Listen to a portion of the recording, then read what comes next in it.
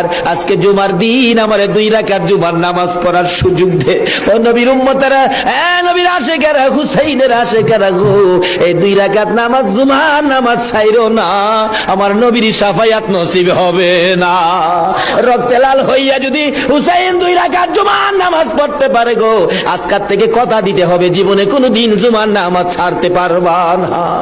জুমার নামাজ আদায় করতে সময়টুকুন দিলে নামাজ শুরু করে দিলেন, রুকু সিজদার কাজ শেষ করে তাশাহুদে বসে সালাম ফিরানের আগ পর্যন্ত কাছাকাছি বসে বসে এই যে সৈন্যরা নামাজের ভিতরে প্রত্যক্ষদর্শীরা বলেন এক একটা করে তীর মারে হুসাইনের গায়ে।